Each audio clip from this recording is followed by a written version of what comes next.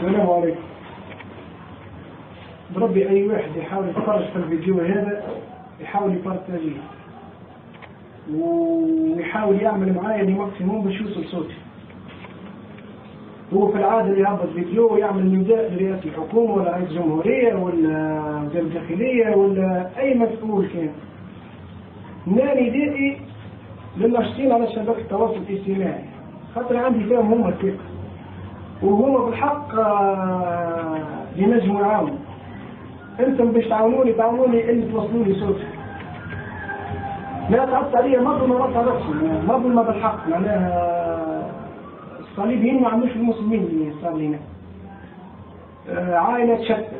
خيوتوا لزوجة الحارس وامي مطيشه بك لواها معناها صبوار تموت لي غدوه الله اعلم، وخويا الاخر يهبط بالشنق شيش نقول لك يموتوا لي عاوزوز من العائله معناها نقول على تونس نقول موطنيه ولا شيء هذا منطق هذا. ومعناها حكايه محيط ما فهمناهاش لا تهمه لا محضر لا واحد شاهد عليهم لا دليل لا عجبتهم الكل هكاك شنو كان تعاوننا هنا فهمتني. عملنا فيلم وبحكم عليها هو يتدلل على نقابة الأمن اللي وراه، ولو اني نقابة الأمن كانت تعرف الحقيقة نورمالمون اتخذ إجراء في حقه، ونطلب من أي مسؤول يتفرج على الفيديو هذا يحاول بالحق يحاول يتحرى في الموضوع ويحاول يأخذ معناها إجراء قانوني في السيد اللي عمل المظلمة هذه واللي تسبب في المظلمة هذه. خاطر مش معناها الظلم ما عندوش مدة صلاحية في تونس. الظلم ما عندوش مدة صلاحية، والظلم عنده قواعده وعنده معناها الأسس نتاعو تتسلط كان على الضعيف، الإنسان الضعيف اللي لا حول ولا قوة. فهمتي؟ والقدر خير هناك كون يكون في المظلمة هذه. باقي من غير لا إثبات لا دليل لا شيء. ولذا نطلب من أي واحد خاصة الناشطين في شبكة التواصل الاجتماعي وخاصة الجماعة التواد اللي يعيشوا برا، راني معمل عليكم برشا خاطر أنتم تعملوا ضغط وأنتم هما اللي توصلوا الفيديو، أنتم هما اللي طلعتوا باش يستضيفون واللي تسبب عنده ضلع كبير فيها المظلمة وفيها الجريمة الكبيرة. قناة الحوار التونسي قناة رائعة باهي استدعت معناها طرف وغضب الطرف معناها غضب النظر على طرف الثاني بحج شنو الله اعلم. حتى طلبنا بحق الرد ما جاوبوناش والفاكس ما تعداش معناها حتى بطرق جانبيه اتصلت معناها بلاو في الورتيني على القناه تبعث له ميساج اتصلت عليه بما انا قال لي معناها خلي لي ميساج خليت له ميساج اتصلت له قضيه اتصلت له عرفت اللي هي فيها نقابة الأمن وكذا. السيد ما كان إعلامي ما تخافش من حتى حد يتبع الطرفين. هو قاضي أكثرش من قاضي معناها قاضي يتبع طرفين ما يسمعش طرف ويغض النظر على الطرف. اتصلت سمير الويسي الناس عرضنا برئيس التحرير نتاع الاسمر السعيدي اتصلت عشان تفهم العالم الكل اتصلت به معناها كل وسائل الإعلام المسموعة والمرئية اتصلت بهم. الصحفيين كل تدي اي كونتاكت نتيح به نتصل به. الناس عارضة ما لقيتش حتى حل لشكون باش نمشي لشكون باش ما لقيتش حتى حل. استضيفوني وسمعوني كان نمشي نشنق روحي لا نمشي نشعر روحي بس انت من بعد تقول والله مسكين يا ودي اقنعني يا ودي اعطيني حقي مش بعد مش تعمل عليا مزيه مش عامل عليا مزيه انت ولا غيرك. يا اخي قناه الحوار التونسي بالله استدعت المرأة اللي لبست الجيب والكل معناها جماعة المينين استدعت المحلل السياسي عمل فهمتني ويوسف في الدنك الفنانة بتاع هذه نجلة جبت لي بشد مرته في الفريش مع شكون جبت لي مع هو احمد السطور اكبر كذاب في تونس عليها اساس معناها الناس معروف فيه ديما حقيقه لكن الكل تكذبون جاكم كذاب. واخر شيء معناها يجوا يستضيفونا واحد مكتب على المثليه الجنسيه معناها واحد مثليه جنسيه معناها واحد اعطاه ربي نقبه يتنفس منها ولا يدبر بها في راسه. استضيفوه وعملوا له طاوله واربع كراسي ونحن عبيد باش تموت مش عائلتي هنا بركه راهي ثم الاف ونفس المشكلة اللي فيها لا فيها 4 عائلات باش تعاني، عبيد باش تموت، عبيد تهدد بالشر باش تنتحر. يقول لك عليه انا نموت مولا بيس اخويا تحب لي الجنسية، صح؟ تحب لي الجنسية تزفتني في الجنسية وش نعمل بها؟ انا مريت منها كان هم الجنسية التونسية تعرف انا مع طول الوقت اكتشفت انك معناها انها لعنة وعقاب يعاقب منها ربي بالجنسية. ليه؟ والله جنسية تونسية تونسي وش عملت بها هاي خليت فيه تونسي ليه وبعد لا هذي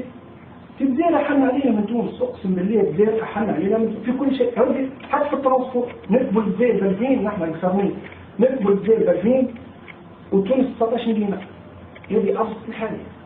وافهم انت الباقي معناها ليش التونسي في تونس وزيد يتسلط علي انواع الظلم والقهر الكل. يا ودي انا نحب نموت موت ربي نحب نموت موت ربي ما نحبش نموت مظلوم مقهور عليه يا اخوي سيبني يا ودي لو شعبكم قاعد يموت لو شعبكم قاعد يموت فيقوا على ارواحكم فيقوا يا مسؤولين فيقوا يا ودي استضيفوني خلينا نقول الكلمتين على هكا يا ليه يا العباد هذا بيمد وجوهها في التلفزيون فهمت تحكي عن المثليه تحكي على قله الخير ونحن واحد قريه فهمت عائله باش تطرشق عليه باش عملناكم عليه ذنبي اللي انا تونسي اخوي تحب هيك تحبها هو والله يرحم والديه بالحق اي واحد بالحق يا ولادي يهديكم الله اي واحد يتفرج على الفيديو عاونوني بارتاجوه عاونوني ووصلوا لي صوتي سامي عبده ومحمود القاهري وزير الداخليه حب فهمت يستدعوني في كلام الناس مثلا بيا يستدعوني في كلام الناس اي باش تقول لي شبيك تخير معناها عندك خشوه عندي شوا خويا لازمني نخير سمير روحي ما نمشيوش خاطر ذاك فهمتني مأجور وموجه ونوف الورتاني البطاط كيف مأجور وموجه هذاك نوف الورتاني دي شعره ما لقاش فيه الخير فهمتني خلاه رب البطاط فهمتني ماذا بيا في كلام الناس واستدعت على معناها رئاسه معناها وزير الداخليه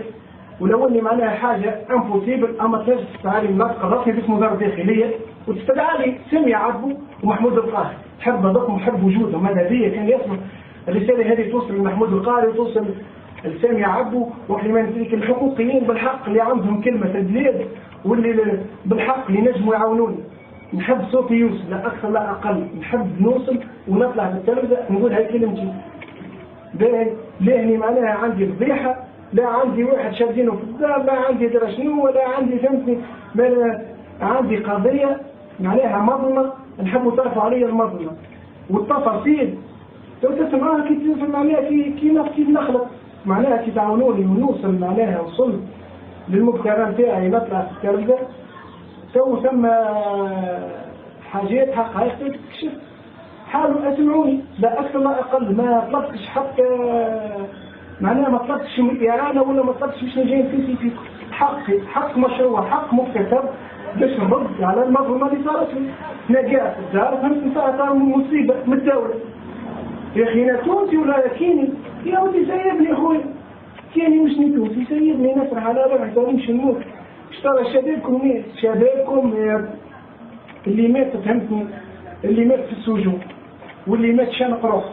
واللي مات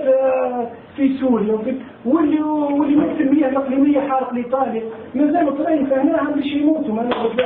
لو في تاع يموتوا الشوكير 200 في تونس في تموت ليه معناها يا خويا ارحمونا يا ربي اللي خلق يرحم فما بالكم انتم يا خلي يجي المسؤولين اللي يشتعمل مش قاعده تبيع لهنا يا ولدي اللي يسووا الصوت يقول وصلوا مسواكم شنو ما نمشي من حروب اهليه تحبوا تردوها صايره مظلمه لكم تحسوا بينا رانا بشريه راك انت قبل ما تكون امني ولا قبل ما تكون اعلامي ولا قبل ما تكون وزير ولا نفس انت انسان تشوف روحك في المراه قبل ما تكون تشوف روحك وزير ولا اعلامي ولا صحافي انت انسان بشر ومصيرك باش تموت يا حمودي وبارك الله فيكم وبارك الله في اي واحد معناها عنده نية انه باش يعاونني انه باش يوصل صوتي بارك الله فيكم.